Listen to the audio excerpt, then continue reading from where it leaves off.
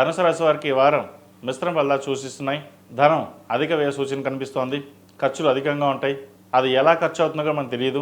కొన్ని మంచి కార్యక్రమాలు ఖర్చు అవుతుంది, కొన్ని మిగతా కార్యక్రమాలు ఖర్చు అవుతుంది. అది మన చేతిలో ఉండదు. వీరికి అర్ధాష్టమ శని నడుస్తోంది. 8 శనివారాలు శనికి తైలాభిషేకం చేయడం, అఘోర పశుపతి హోమం చేయించడం చెప్పదగిన సూచన. ద్వితీయాధిపతి తృతీయాధిపతి అయిన శని చతుర్థంలో అష్టక వర్గులు ఒక పాయింట్లో ఉన్నారు. అంత అనుకూలంగా లేదని చెప్పొచ్చు. వీరికి చేసిన పనే మళ్ళీ చేయడం, అలాగే ఉద్యోగం మారాలన్న పరిస్థితి కూడా ఉంటుంది. ప్రమోషన్స్ చేదాకా వచ్చి చేజారిపోయే పరిస్థితి ఉంటుంది. ప్రమోషన్ కోసం ప్రయత్నిస్తున్న వారికి కొంత ఆలస్యంగా అయినా సరే ప్రమోషన్స్ వస్తాయి. అయితే ఉన్న ఉద్యోగంలోనే సహోద్యోగులు వీరికి ఇబ్బంది పెట్టే విధంగా ఉంటుంది. మెంటల్ టెన్షన్స్ ఎక్కువగా ఉంటాయి. చేసి పనే మళ్ళీ చేయడం, ఇంకా ఉద్యోగం మానేసి కొత్త ఉద్యోగం చూసుకుందామనే భావన ఏర్పడుతుంది వీరికి. కాబట్టి ప్రస్తుతం ఉన్న పరిస్థితుల్లో ఓర్పు సహనం నిదానంగా ఉండి అన్నీ పరిశీలించుకుని ఒక నిర్ణయానికి వచ్చి ముందుకు వెళ్ళండి. లేదా భాగస్వామి సలహాలు తీసుకుని ముందుకు వెళ్ళడం చెప్పదగినది. మెంటల్ టెన్షన్స్ ఎక్కువగా ఉంటాయి. కాబట్టి ప్రతిరోజు శని స్తోత్రం చదవడం కానీ హనుమాన్ చాలీసా వినడం కానీ చేయండి. మంచి ఫలితాలు సంప్రాప్తిస్తాయి. వ్యాపార పరంగా కూడా చిన్న చిన్న ఆటంకాలు ఎదురవుతుంటాయి. ప్రాజెక్టులు రాకపోవడం, వచ్చిన ప్రాజెక్ట్ చేజారిపోవడం అవి జరుగుతూ ఉంటాయి.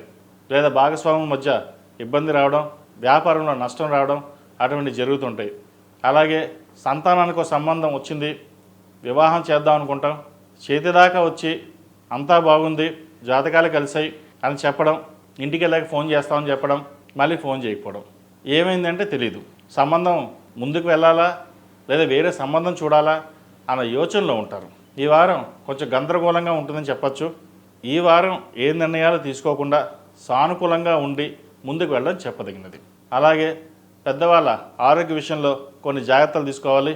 మీ ఆరోగ్యం పట్ల కూడా కొన్ని జాగ్రత్తలు తీసుకోవడం చెప్పదగిన సూచన.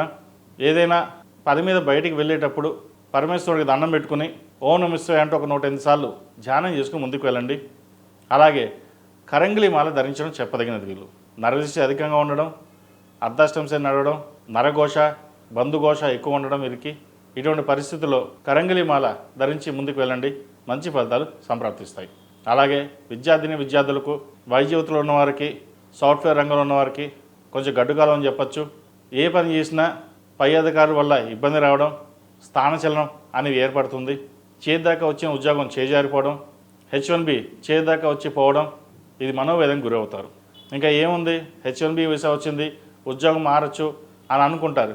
ఆ సమయంలో H1B రాకపోవడం, ఉన్న ఉద్యోగంలో మళ్ళీ వెనక్కి రావడం, అటువంటి పరిస్థితులు గోచరిస్తున్నాయి. ఇటువంటి సందర్భంలో అఘోర పశుపతి హోమం చేయించండి. కొంతమేర ఫలితాలు అనుకూలంగా ఉండే అవకాశం లేకపోలేదు.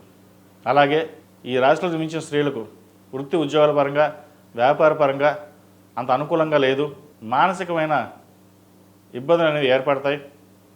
మెంటల్ టెన్షన్స్ ఎక్కువగా ఉంటుంది. ఇటు జీవిత భాగస్వామి కావచ్చు, అటు సంతానం పట్ల కావచ్చు, మనోవేదన ఎక్కువ అవుతుంది. బయట వ్యాపార పరంగా కావచ్చు, ఉద్యోగం పరంగా కానీ ఎన్ని ఇబ్బందులను మీరు తట్టుకుంటారు. కానీ ఇంట్లో వాళ్ళ వల్ల ఇబ్బంది ఉండడం వల్ల తట్టుకోలేకపోతారు.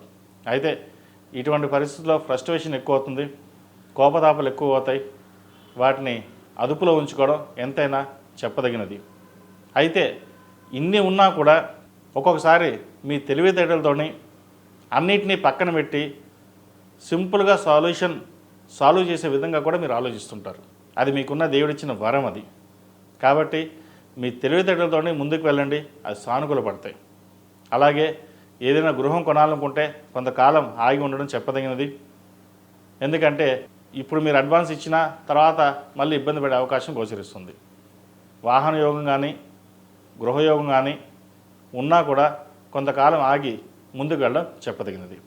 ఈ రాశివారు ప్రతిరోజు ప్రతినిత్యం ఓం నమో నారాయణ ఒత్తులతో దీపారాధన చేయడం, సాయంత్రం పూట కానీ పొద్దున కానీ అమ్మవారికి దుర్గాదేవికి అష్టోత్తరం పఠించి కుంకుమార్చన చేయండి. శనికి అధిష్టాన దేవత అమ్మవారు కాబట్టి, దుర్గాదేవి కాబట్టి అమ్మవారిని ఎంత పూజిస్తే అంత మంచి ఫలితాలు ఉంటాయి. ఈ రాశిలో జన్మించిన వారికి కలిసి వచ్చే సంఖ్య 5, కలిసి వచ్చే రంగు తెలుపు. ఏదైనా పని మీద బయటికి వెళ్ళేటప్పుడు గురువారం కానీ శుక్రవారం అడిగిన వెళ్ళండి, మంచి ఫలితాలు సంప్రాప్తిస్తాయి.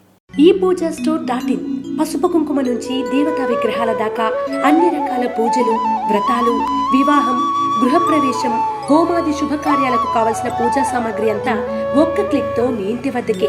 నేడే ఆర్డర్ చేయండి మీ ఈ పూజా స్టోర్.in లో. One stop for all puja needs.